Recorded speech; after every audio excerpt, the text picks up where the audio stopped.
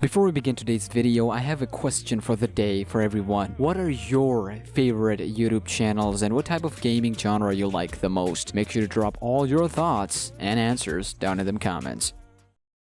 What is up, SmackNPie? SmackNPie here, and welcome back to another Dark Deception video. Now, I'm not gonna lie to you, seeing not even 1% of my audience on my recent Bendy videos kinda got me sad, but you know what? It's a learning curve. We're all learning out here, which is why today we are going to do a list video. A list for upcoming chapter of Dark Deception, the most awaited one yet, Chapter 4, which, mind you, still hasn't got a release date yet. Come on, Wins. What are you waiting for? Regardless, today we're going to take a look at a couple of things that we can expect from this upcoming chapter, most specifically 5 things to expect from Chapter 4 of Dark Deception. But before we get into that list, we need to talk about Dark Deception mobile port. Now, ladies and gentlemen, this is the real deal here. Forget Chapter 4. I would wait for mobile port to release all Chapter 5s so I can play handheld. Come on, Wins. Give us what we want. On Twitter, Vince actually gave us positive hope as we might be getting the official release dates very soon. He said on Twitter, quote, "DD Mobile Chapters 1 and 2 are looking good so far, getting close." Now, I obviously wouldn't make a video revolving one tweet that doesn't even give us any valuable information, which is why he responded to this thread, quote, "I will announce the date in the next week." There you have it.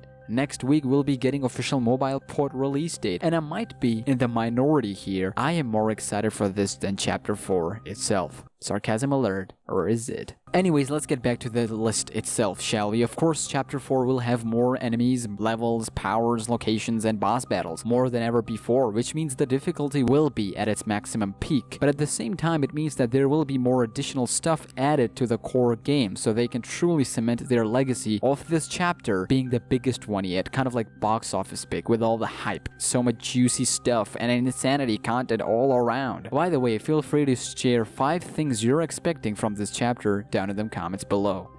Number 1, cutscenes. Now, allow me to explain myself in details here, as this needs a bit of explanation. If we're talking about basic cutscenes, then we've been getting those from first chapter, with Beers and Malik's eyeball, and even more so when devs one-up their game, literally, get it? Upping their game, this is a game. Yeah, I'll see myself out.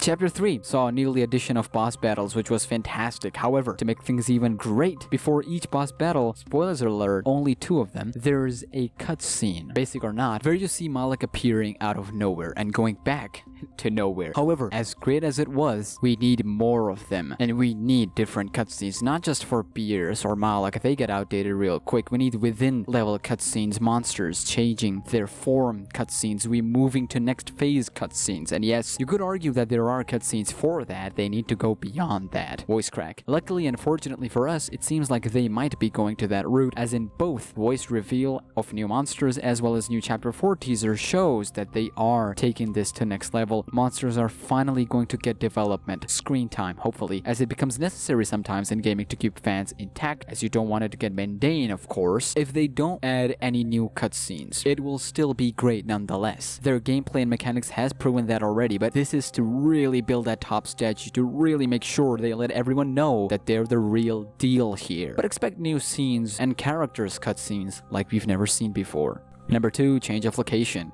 Okay, it's easy to take this out of context and twist my words, because you might be thinking, change of location? Really? Every level is different location. What are you talking about? Well, allow me to explain myself here. So far, we've only limited ourselves to Beers' ballroom and our portal-contained nightmares. These nightmares are a part of our previous memory, the reasons we've ended up here in the first place. Now, you know that it's all leading up to something big in the 10th portal, but before all of that, all 9 portals, we have some sort of memory with each one of them. So these are different locations, and props to developers for keeping them clean, fresh, and entertaining. However, when I say change of location, I mean a literal change of entire world. We are stuck in Beers' world, a world that contains nightmares and portals from our past life. We're limited to her ballroom in her haunted, possessed, demonic mansion, a place that cannot be seen from the outside or from a normal eye. There are a ton of things going on in the background. However, a couple of videos ago, I theorized something about Inception, something that blurs the line between between reality, nightmare, and different universes. Have you ever wondered what it would be like if you didn't choose a specific life-changing option? What if you didn't born in your house? What if your parents were different? What if you were born in a completely different country? Time travel. I discussed this part in details regarding time travel. What would it be like to go back in the past? How would that affect the current me? Life is Strange, a game where you can rewind time, literally, and change your decisions that will ultimately affect your future alternate universes. They introduced this cool mechanic in gaming industry of rewinding time and altering the course of universe. Now let's get back to Dark Deception. We are in a different world, a different universe. A change of location here would mean change of worlds. What if Doug finally starts to see his nightmares from his past life, just like he remembered, not like the ones in the Beers' world, but in the real world, appearing and breaking time and space, his past real life breaking into his current life in Beers' world.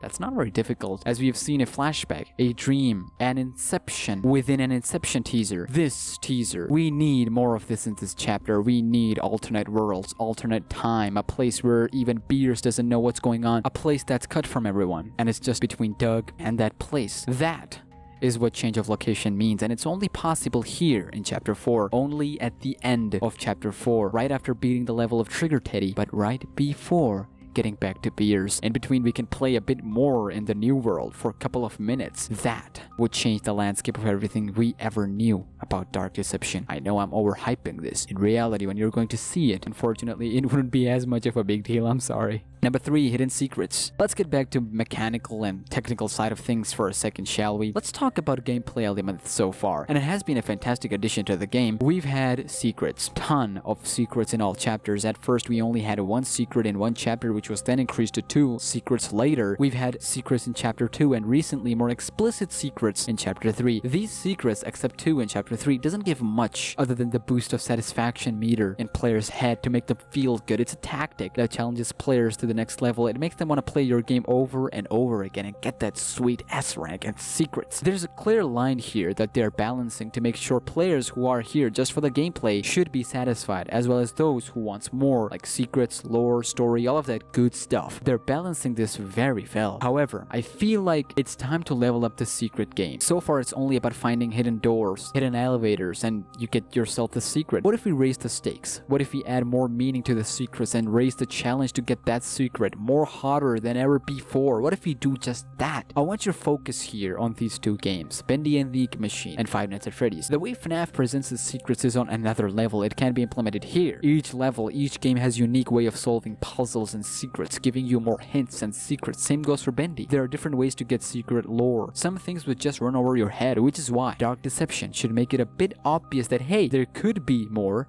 There is more, and to get that more, you have to go extra length. More than just S rank kind of length to get those secrets. Not so hard, but not so easy as well. It's totally plausible, not necessary, but something that could raise the bar so high that it would put Dark Deception in the next level section. Everyone is happy, gameplay players are happy, just for the story players are happy, people who likes challenges are happy, players who wants 100% on everything are happy. You have everyone in this part. But are they gonna do it?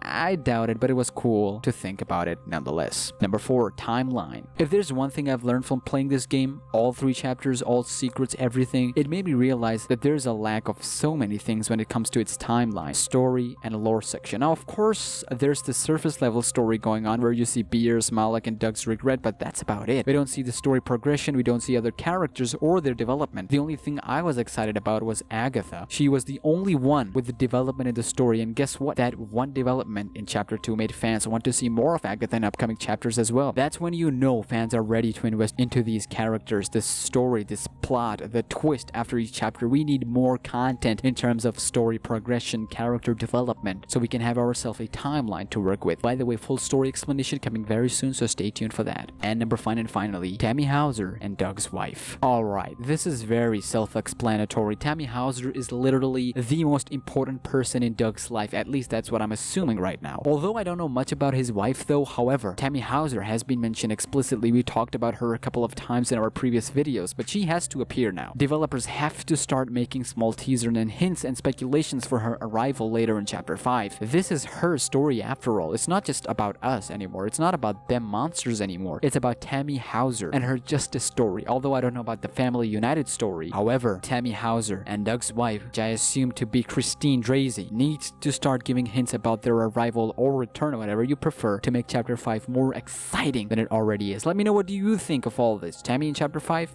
No? Alright. Remember, these are my speculations and take on upcoming Chapter 5. It has nothing to do with what Glowstick Entertainment are actually planning and preparing for us in Chapter 5. But make sure to let me know your 5 things you're expecting from this chapter. Make sure to drop them goodies down in them comments below. With that being said, that'll wrap up this video. Make sure to like the video if you enjoyed. Also subscribe right now to become an official member of SmackNPie. Help me get to 20,000 subscribers, and I'll see you next time. Until then, take care and peace.